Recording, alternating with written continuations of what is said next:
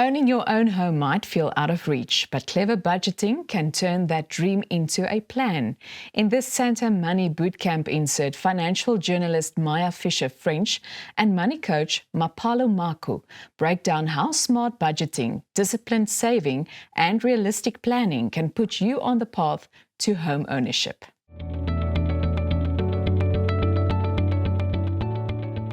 Today, we want to discuss how to prepare your budget to become a homeowner. This year, one of your mentees is in the process of buying a home, and she has put an offer to purchase. And today we are discussing how is she going about it. So it's practical today, right? Very practical. And she's such a great example of somebody who set herself up for success. Just to give a little background, she's currently renting and the landlord is looking to sell the property. So she's been given an opportunity to put in an offer. She's been sticking to her budget, so she knows exactly what her expenses are, what it's costing her to live every month, where she can cut back if she needs to in order to take on home ownership. So she's currently paying 9,000 Rand in rent and 700 Rand on electricity. Her waters and levies are included in her rent, okay? So once she becomes a homeowner, she's going to have to consider the costs of water and levies. And I think that's something, those are sort of numbers that people forget. So she has sat down and she's redone her budget and updated her budget to include all of those costs. She's put in an offer for 750,000, which will be a repayment of 7,600 Rand a month, plus the levies and all of the rest of it, plus maintenance. So basically, once we add in all those other costs, she's looking at about 12,000 Rand a month in order to be a homeowner. Yes. That's what's going to cost her.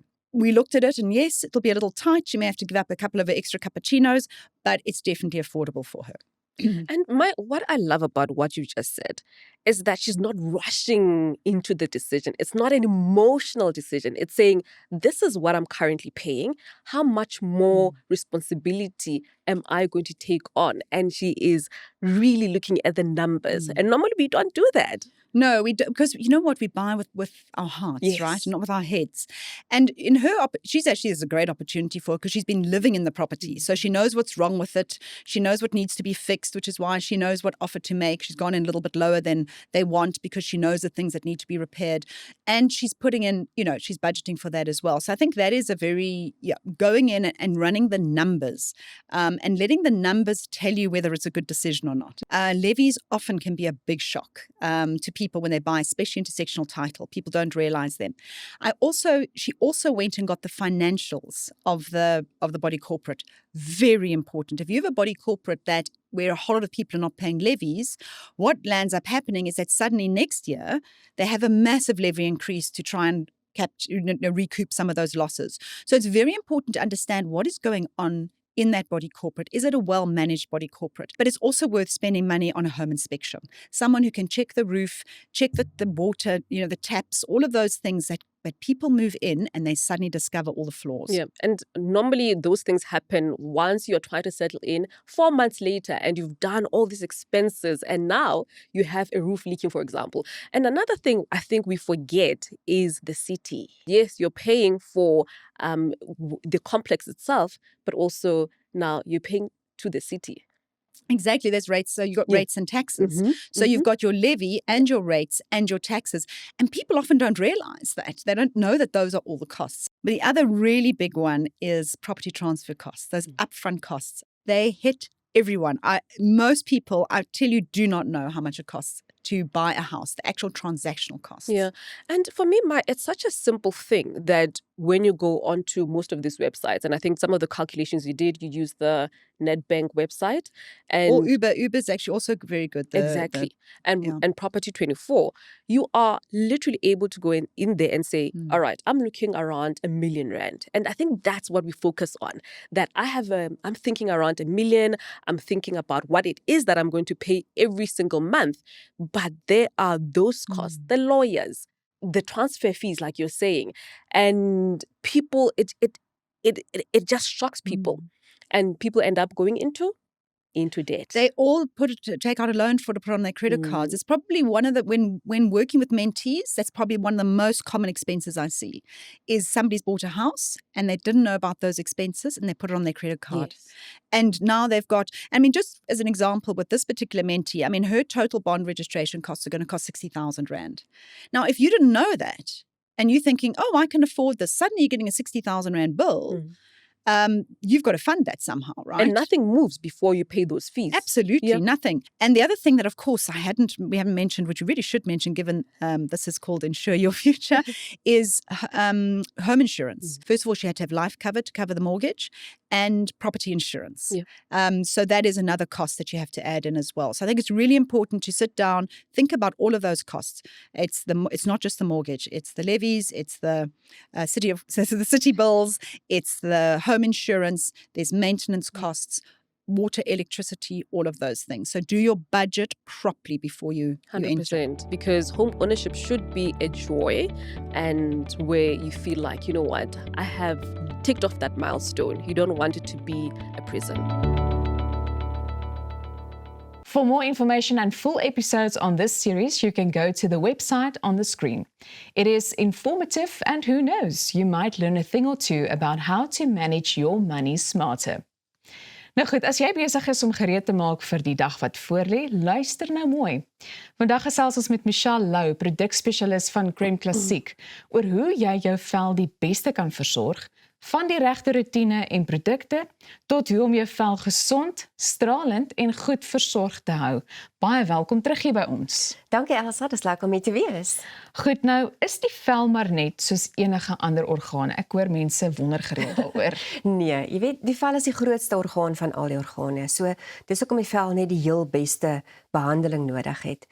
So as ons eintlik kyk na die vel, is een van die groot funksies van die vel is om ons te beskerm, nie net teen die son nie, maar die vel is eintlik soos 'n jassie wat ons oor ons hele lyf aansit, want dit beskerm al die ander organe en hou eintlik alles van die vel binne-in of van die lyf binne-in.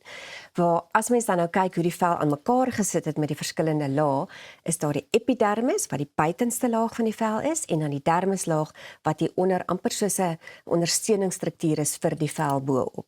So ja, die vel is meer as wat net ons hom sien so. Hy is eintlik baie clever. Hy kan vir baie lank onthou en ek kan dadelik vir jou sê as daar skade is op jou vel, soos wanneer jy gebrand het of jou vel juk of daar's 'n siekte toestand wat besig is om te broei, soos ietsie soos akne, dan gaan jou vel vir jou daai waarskuwingstekens kan stuur. En daarom is dit so belangrik om goed daarna te kyk. Maar baie mense wonder op watter ouderdom 'n mens met 'n goeie velsorgroetine moet begin. Dis 'n goeie vraag, want eintlik as jy daaraan dink, jou ma begin eintlik jou velsorgroetine vir jou die dag as jy gebore word. Ja. Dan word daar vreeslik baie roompies aan hulle gesmeer en dan hier van die ouderdom 4-5 af dan los die ma eintlik daai velsorgroetine waar hulle eintlik dan sonskerm vir die kinders moet leer om te gebruik. Dan op 'n ouderdom waar daar tieners is, begin daai hormone 'n rol speel en dan skielik dan moet die ma nou weer intree. Maar as ons in die algemeen praat van wanneer om 'n goeie velsorgroetine te begin, is vandag 'n goeie dag. Ouderdom van so 30 en ouer vir die fynlyne, donker vlekke en plooie. So die ouderdom 30 kan hulle dan begin met 'n goeie daaglikse roetine. Nou hoe weet ek prakties wat om wanneer te gebruik? Dis altyd vir my lekker om hierdie te verduidelik, want daar's so baie produkte op jou rak, veral as jy die Crème Classique reeks ook gebruik. Jy weet nie eintlik wanneer om watter een te gebruik nie. Nou as jy nie mooi geluister het in die winkel wat hulle vir jou sê wanneer jy wat om te gebruik nie, is hier 'n maklike manier om te onthou hoe om dit te gebruik. So die Crème Classique reeks gebruik jy altyd van die heel dunste produk na die heel dikste. So as ons hier op kyk, Ja, is dit nou hierdie wat jy saamgebring het? Goed. So as jy daarop kyk, sal jy sien dat die cleanser is eintlik baie dun, so gaan baie maklik smeer. Dan jou toner wat 'n klein bietjie dikker is. Ons gaan na die serums toe wat effens dikker is en dan natuurlik jou moisturisers of die bevochtigers wat heelwat dikker is, van dit moet nou gaan sit daar op die epidermis. En dan baie belangrik laaste is jou sonskerm wat altyd 'n klein bietjie dikker is, want hy moet die hele laag of die hele gedeelte van die vel kan beskerm, dat ons nie daai UV-strale kan laat deurgaan nie. Goed. So van die dunste na die dikste. Maar ek is baie bly jy het nou vir ons hierdie saamgebring, want ek dink om dit so langs mekaar ook te sien, dit gee vir 'n mens so 'n bietjie meer, wel 'n beter idee ook, nê. Ja. Nou, die ander vraag is alle van hierdie sogenaamde cleansers nie maar dieselfde nie? Nee, ek weet jy daar's mense wat dink hulle kan sommer met enige koekie seep wat daar in die badkamer is hulle gesig was. Dis nie noodwendig verkeerd nie, maar dit is nie goed vir jou vel nie. Die cleanser, en ons het hom verander, die naam is nou 'n net cleanser. Dit was altyd 'n cleanser soap free, want ons het al die ou harsh detergents wat jou vel droog maak uitgehaal, maar dit gaan nog steeds 'n gel wees wat jou gesig gaan laat skuim maak. Hierdie cleanser van Crème Classique het ook kollageen in en allantoin. So jy begin met jou eerste stap, begin jy al behandeling vir jou vel te gebruik. So nee, hy's anders as al die ander. Nou ons het nou gesien dat dit redelik anders lyk wanneer 'n mens daarna kyk, maar wat is die verskil tussen 'n serum en 'n bevochtiger? So in die begin het ons gepraat oor die epidermis en die dermis. Ja. So serums word altyd geseël met 'n goeie moisturiser of 'n bevochtiger. So die serum gaan binne in die vel inpenetreer en daar werk in die dermislaag, waar die moisturiser of die bevochtiger op die epidermis gaan werk en bevochtiging gee en basies dalk al soos 'n kombersie oor die vel sit wat hom veilig hou wat daar binne gebeur het. So 'n serum en 'n moisturiser gaan altyd hand aan hand. Jy kan eintlik nie die twee van mekaar afskei nie. Nou Michelle, sê vir ons, waar kan ons kykers julle produkte aankoop? Crème Classique is beskikbaar aanlyn by ons, www.cremeclassique.co.za, of hulle kan dit by uitgesoekte Dis-Chems ook kry. Hulle moet maar vra by die Dis-Chem waar in die winkel is die produk, want dis baie keer kry ons dit nie altyd uit die regte rakke nie. So vra jou Dis-Chem konsultant waar is Crème Classique, of hulle kan dit ook by uitgesoekte onafhanklike apteke aankoop. Nou ja, ons voel nou baie meer ingelig en ek onthou vanuit 'n vorige gesprek, julle bied produkte vir alle ouderdomme en ek dink dit is ook Dis iets korrek. om weer eens uit te sonder. Baie dankie en ons sien uit na die volgende kuiertjie. Was jou gesig. Nou dat ons weet hoe om ons velle mooi te versorg, gaan ons leer hoe om seker te maak dat ons beursies ook voller bly.